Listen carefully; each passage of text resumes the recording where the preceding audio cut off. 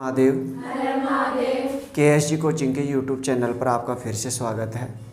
और अलवर के पार्ट 3 में आज हम अध्ययन करेंगे राव राजा शिवदान सिंह। राव राजा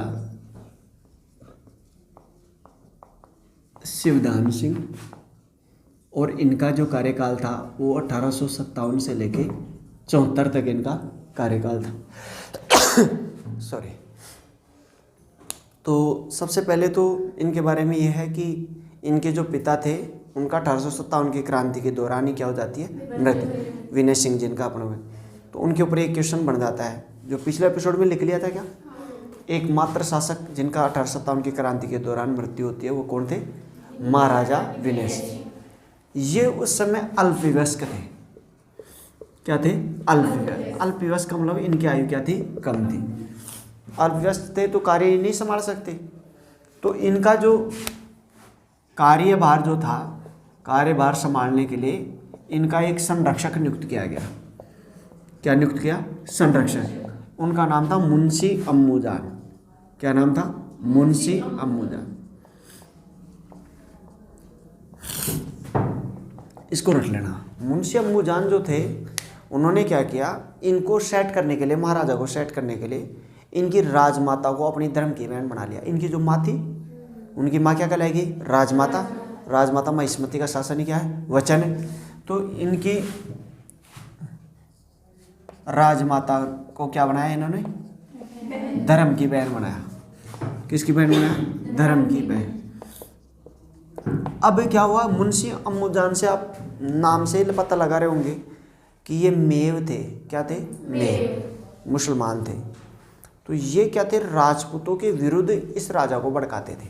किसके विरुद्ध भड़काते थे? राजपूत। कि राजपूत ऐसे हैं, राजपूत ऐसे हैं। तो अब देखो, आपको कोई चीज़ बार बार दिमाग में डाली जाती है तो वो चीज़ अच्छी लगने लग जाती है। और इसको मुस्लिम रीति रिवाज पसंद आने लग गए और राजपूत क्या लगने लगे? बेकार। तो इन्होंने मुस्लिम रीति रिवाजों को अपनाना चालू कर दिया। उनको डीजे उजे बजाने की अनुमति दे दी, वाराफात। तो इस बात से अब इधर जो है राजपूतों में थोड़ा विद्रोह हो गया। उन्होंने देखा अपने को, तो इन्होंने शिवदान सिंह जो हैं वो मुस्लिमों के प्रति क्या हो गए? नरम हो गए।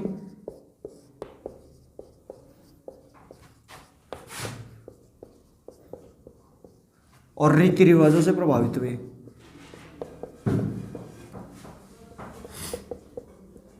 इन्होंने जैसे होली की छुट्टी है तो होली की तो छुट्टी नहीं करें, और छुट्टी किसकी कर दें? ईद उल जुहा, वाराफात, इनकी छुट्टियां करने लगे। तो इस बात से नाराज हुए और सभी ठाकुर जो थे इकट्ठे हुए और उन्होंने ठाकुर लखधीर सिंह के नेतृत्व में विद्रोह कर दिया। विद्रोह कर दिया तो ये सारे जाके और इस मुंशी अम्मुजान था, उनके ऊपर आक्रमण किया। मुंशी अम्मुजान तो भाग के चला गया और जाके उस पर अधिकार कर लिया। किस पर? अलवर की तरफ। ठाकुर लखधीर सिंह के नेतृत्व में, इसको रट लेना, लखधीर सिंह के नेतृत्व में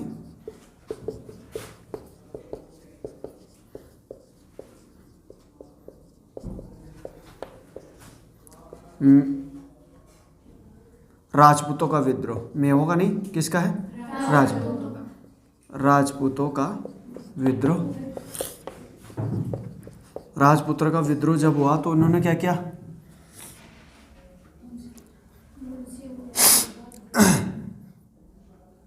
सरदारों को उन्होंने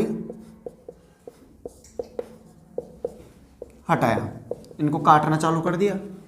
अब उस समय शांति व्यवस्था का कार्य किसका था? अलवर की शांति व्यवस्था कौन बनाई? अंग्रेज। मुगलों का कोई लेना देना नहीं। अंग्रेजों से सहायक संधि कर लिया 1803 में। सहायक संधि का सीधा अर्थ ये होता था कि अंग्रेजों को ये पैसे देंगे, अंग्रेज इनकी क्या करेंगे? रक्षा। अंग्रेज इनके दरबार में एक पॉलिटिकल एजेंट रखते थे। क्या रखते थे? उसका काम होता था राजा की रक्षा करना। अब राजा ही खतरे में पड़ गया तो उस समय वहाँ का जो पॉलिटिकल एजेंट था वो कप्तान निक्सन था। कप्तान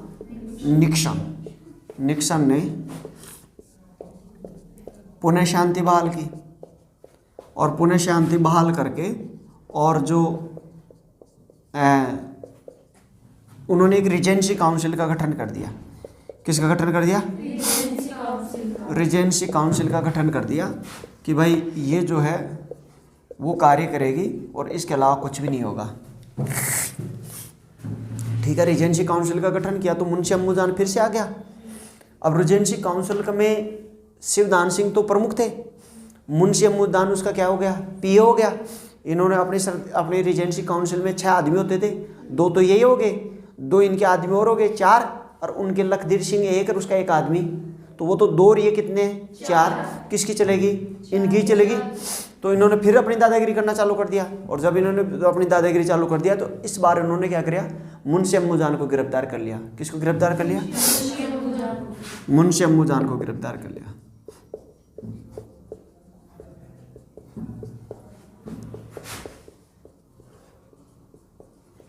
जब इनको गिरफ्तार किया तो अब क्या हुआ कि यहाँ का जो पीए था, अंग्रेजों का पीए कौन था, पॉलिटिकल एजेंट, वो राजा के दरबार में रहता था, राजा की रक्षा करता था। मुंशी अम्मुजान को गिरफ्तार कर लिया, एक तरह से राजा को गिरफ्तार कर लिया। तो उनका जो पीए था उसका नाम था लॉर्ड इम्पी। क्या नाम था, इम्पी ने इसे छुड़ाया और छुड़ा के, और फिर इन्होंने क्या किया, इन्होंने नियम बनाया। ये नियम होते थे कि एक तो राजा सदस्य बनेगा और एक राजा द्वारा नियुक्त होगा, 2 तो ये हो गए, और 4 जो हैं वो चुने जाएंगे। तो चुने जाएंगे, 2 तो राजा के हो गए और 2 उनके हो गए, तो ऐसे 4 उनका बाहुल्य हो गया था। अब इन्होंने क्या किया, राजा को हटा दिया कि राजा और राजा को कोई सदस्य नहीं होगा, राजा खुद सदस्य हो जाएगा। और इन्होंने रीजेंसी काउंसिल का गठन कर दिया दोबारा।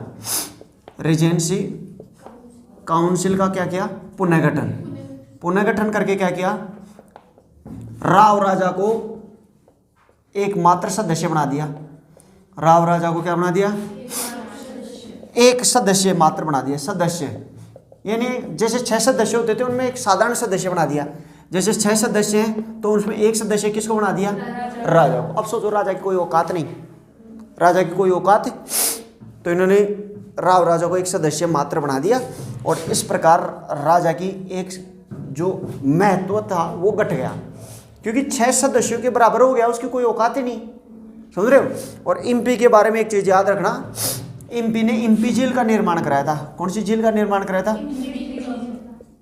और ये क्वेश्चन पूछा गया था, इम्पी झील कहाँ है, अलवर में। कहाँ पे है, अलवर में। अच्छा, एक चीज और याद रखना, क्या, ये एकमात्र शासक था जिसके ताजपोशी में अंग्रेजों ने कोई खिल्लत और सम्मान नहीं भेजा। जब भी राजा बनता था तो राजा को क्या करते थे, ये खिल्लत ऐसे भेजा करते थे, बढ़िया बढ़िया कपड़े, सूट बूट बढ़िया, है ना। तो इनकी ताजपोशी में क्या नहीं भेजा था,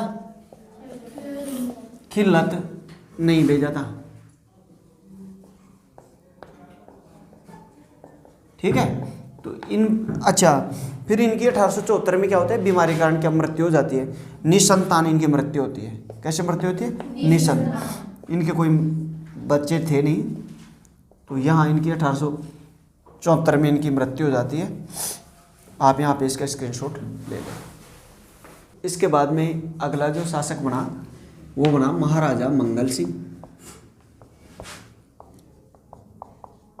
महाराजा मंगल सिंह की बात की जाए तो इनका जो कार्यकाल था 1874 से 92। ठीक है, सबसे पहले यही चीज़ थी, ये भी अल्पवयस्क थे। अल्पवयस्क अगर कोई आदमी शासक बनता है तो इसमें 2 चीज़ होती है, या तो उसका कोई ना कोई संरक्षक होगा, भाई राज्य चलाने के लिए, ठीक है, बड़ा बुजुर्ग आदमी होगा, या फिर उसके लिए कोई रीजेंसी काउंसिल करेंगे। रीजेंसी यानी 2, 4, 5, 6 आदमियों को ही कर देंगे। संरक्षक तो उसे बना सकते हैं जिसपे कोई अंगुली ना उठाए, भाई ठीक है इसको बना दो संरक्षक। अगर कोई 2, 4 आदमी हो कि नहीं साहब ये क्यों चलाए अकेला, हम भी हैं, तो फिर इनकी क्या बना देती थी, क्लियर। तो यहाँ पे क्या किया कि इनका जो संरक्षक बनाया गया, और इनका जो संरक्षक था वो था पंडित मनफूल।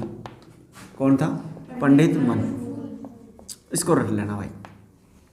पंडित मनफूल की बात की जाए तो इसे अंग्रेजों द्वारा सितार ए हिंद की उपाधि मिली थी। किसकी उपाधि मिली थी, सितार ए। उपाधि इसको मिली हुई थी, पहली चीज। दूसरी चीज, पंडित मनफूल जो थे इनके गुरुजी थे, किनके? महाराजा मंगल सिंह। गुरुजी कैसे? ये पहले आदमी थे जिन्होंने मेयो कॉलेज में एडमिशन लिया था। कौन से कॉलेज में? Mayo college Ajmer. और इस कॉलेज में केवल राजाओं के लड़के एडमिशन लिया करते थे। किसके लड़के? राजाओं के लड़के एडमिशन लेते थे इस कॉलेज में। जैसे एक जो लड़का रहता था, लड़के के साथ ही उसके गुरुजी रहते थे।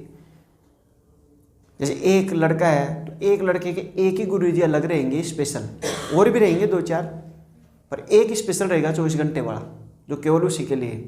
तो वो स्पेशल गुरुजी कौन से थे? पंडित मनफूल। तो इनके बारे में एक फैक्ट तो ये देख लो कि मेयो कॉलेज में एडमिशन लेने वाला पहला, मेयो कॉलेज में, मेयो कॉलेज कहाँ है? एडमिशन ही लिख दूं या प्रवेश लिखूं? लेने वाला प्रथम विद्यार्थी, पहली चीज तो ये।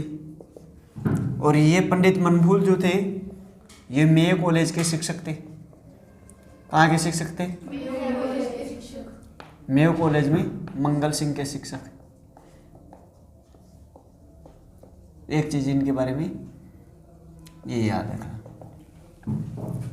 अब क्या हुआ, वैसे ही राजा बना, उससे पहले लड़ाई हुई थी इनमें, क्योंकि अभी तक जो दादा था, मेन दादा, वो कौन था बताओ?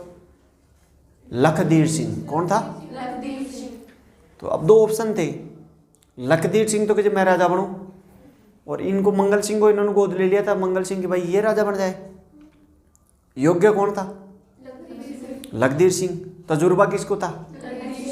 राजा किसको बनाया गया? क्यों? क्योंकि इस दुनिया में ज्यादा योग्य को राजा नहीं बनाया जाता। उनको पता होता है कि इसको योग्य को राजा बनाएगा तो सारी ऐसी तैसी कर देगा। अरे बताओ, बोले बावड़े को, आलोक बेनीवाल को क्यों दे दिया तुमने वोट? चुर्री अरे भाई दे थोड़ा सा, और खा लेता है आराम से बैठ के। तो ऐसे लगता है बोला है अपने जैसा है। उस आदमी जब तेज होएगा तो उसको डरते हैं, सभी बाईपास करते हैं। तो लखदीर सिंह की जगह इनका चुनाव किया गया था। ठीक है, लखदीर की सिंह के स्थान पर इनका क्या किया गया था? चुनाव तो क्या था, चयन हुआ था। और चयन कौन करते थे? अंग्रेज। अंग्रेजों के सामने खड़ा कर देते थे। अंग्रेजों को जो पसंद आए वो राजा बन जाता था, सीधी सी बात है। अब कोई गोरा चिट्टा हो तो वही लगेगा।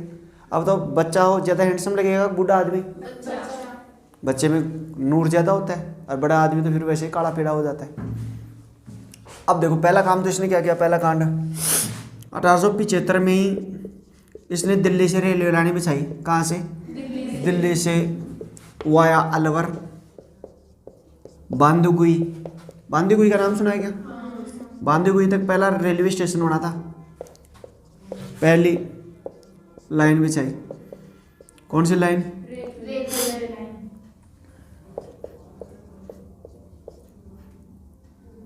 पहली लाइन बिछाई। और याद रखना, राजस्थान का पहला रेलवे स्टेशन कौन सा है? बांदीकुई। कौन सा कुई? नहीं पता? रेलवे के एग्जाम दोगे तब पता लग जाएगा, कोई दिक्कत वाली बात नहीं। एक चीज़ तो आपको ये याद रखना। एक दूसरी चीज़ और याद रखना, 1888 ईस्वी में इनको अंग्रेजों ने 2 उपाधियाँ दी थी। कितनी उपाधियाँ दी थी? 2। एक तो दी थी महाराजा की, और एक दिया था कर्नल। रट लेना भाई। इनसे पहले महाराजा नहीं लग रहे थे, राव राजा। क्या लग रहे थे? ये पहला महाराजा था। प्रश्न ये पूछा गया था बीकानेर में, बीकानेर के किस शासक को पहली बार महाराजा की उपाधि दी गई? राय सिंह। किसको दी गई थी?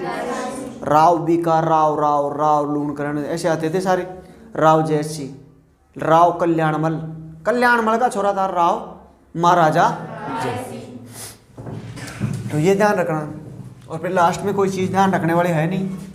1892 में नैनीताल में, कौन से ताल में? नैनीताल कहाँ पड़ता है बोले भक्तों? नैनीताल हिमाचल प्रदेश पड़ता है कि उत्तराखंड? कहाँ पढ़ते हो फिर आप? तो उत्तराखंड में दारू वारू पीने से इनका लीवर खराब हो गया, मर गए।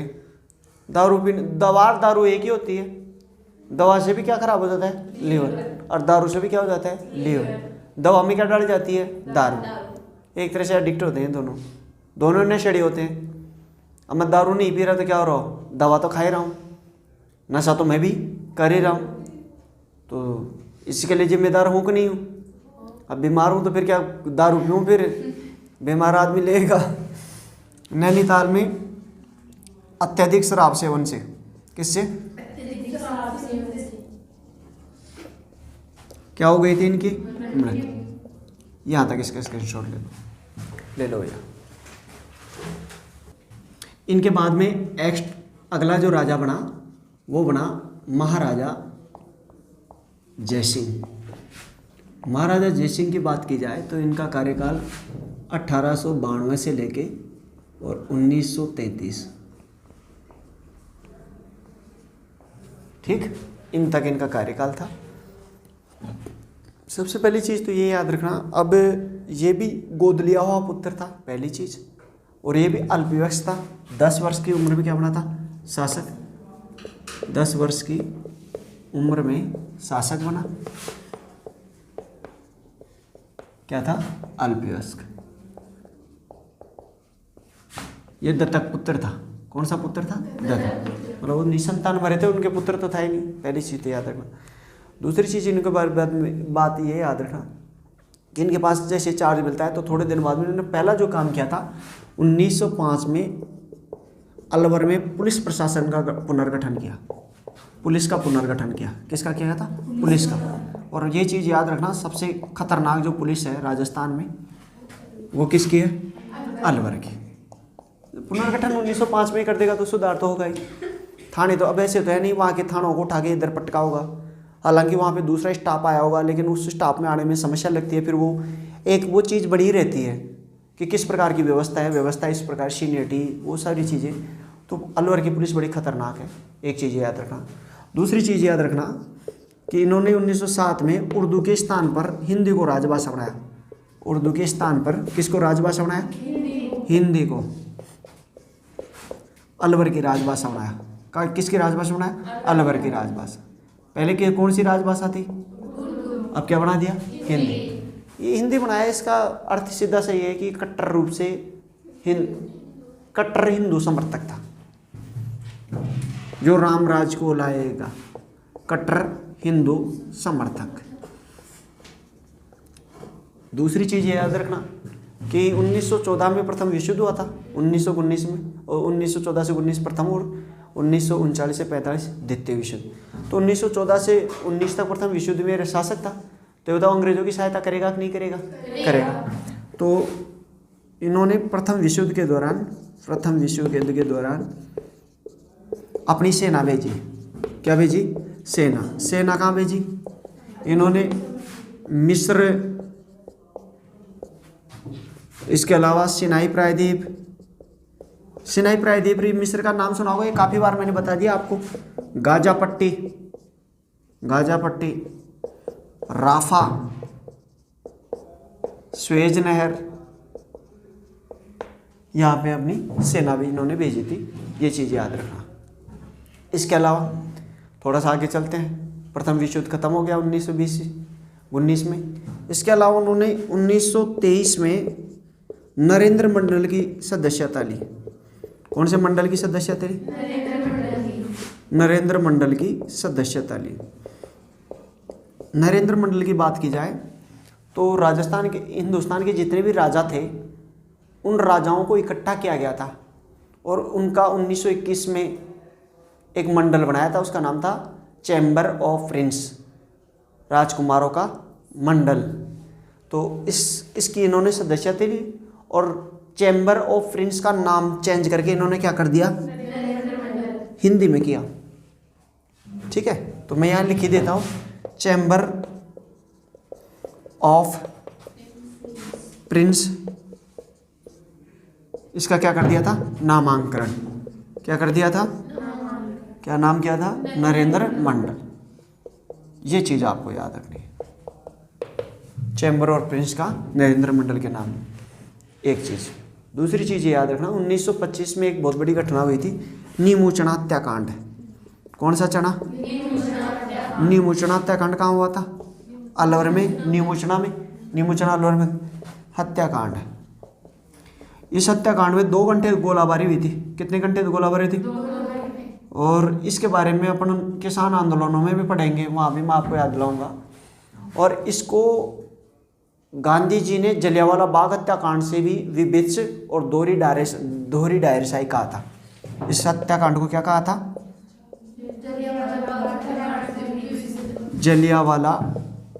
जलियांवाला में भी एक छोटे से बाग में सबको घेर के और फिर उनकी हत्या की थी। जलियांवाला बाग हत्याकांड से विभिन्न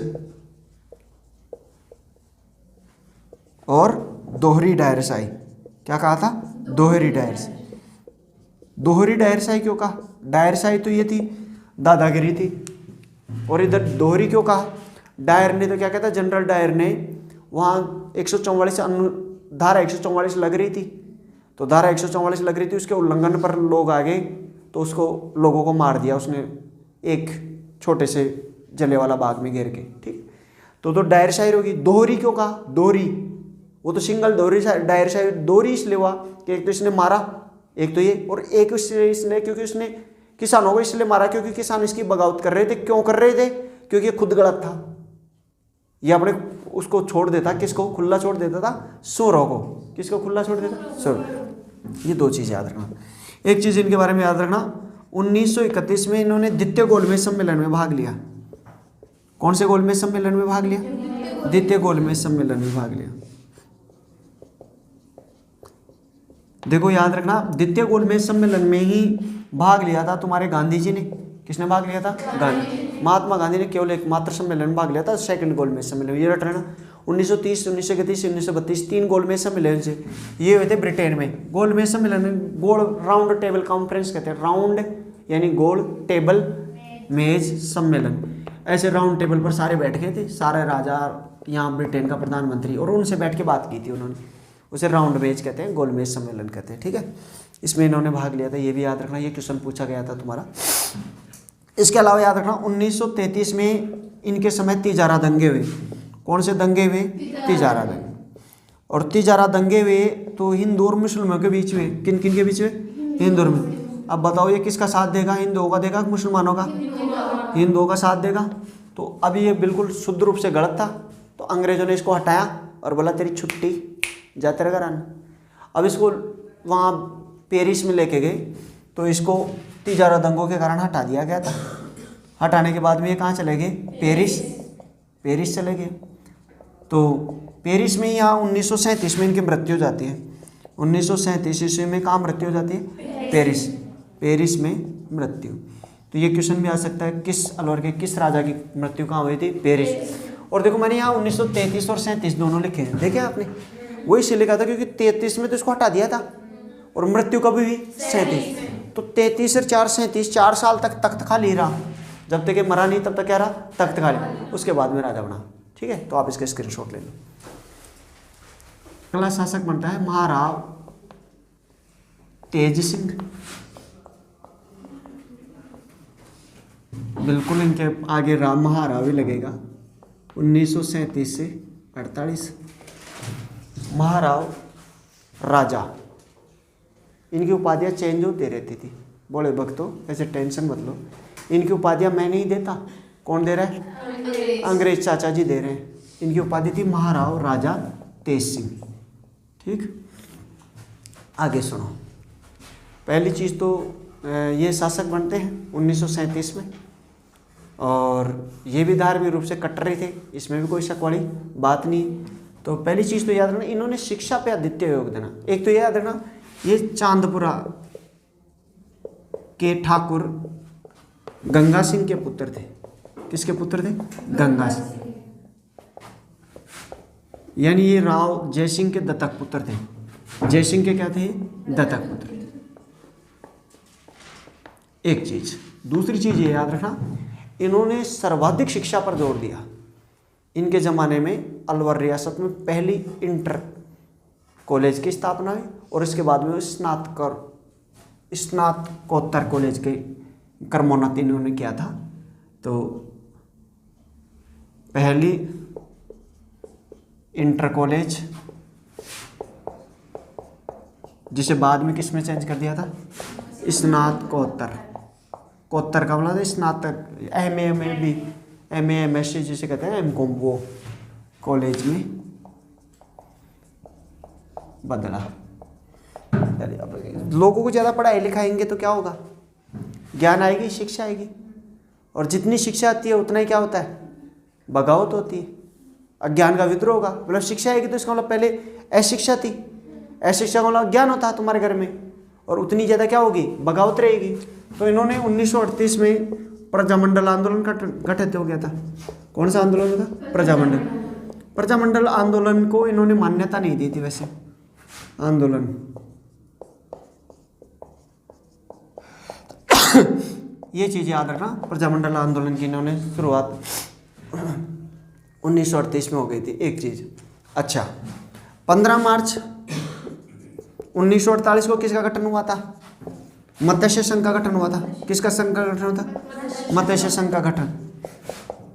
जब मत्स्य संघ में 4 रियासतें थी, A Alwar, B Bharatpur, C Karauli और D Dholpur, A B C D Dholpur. और अलवर का जो था अपना तेज सिंह, उसको उपराज प्रमुख बनाया गया था। क्या बनाया गया था, उपराज। और इसका राज प्रमुख किसको बनाया गया था, धौलपुर के उदयभान सिंह को, धौलपुर के उदयभान सिंह को इसका राज प्रमुख बनाया गया था। ठीक, और अलवर को राजधानी बनाया गया था। अलवर को क्या बनाया था, राजधानी। ये रट रहे ना भाई, अलवर को राजधानी बनाई थी मत्स्य संघ की।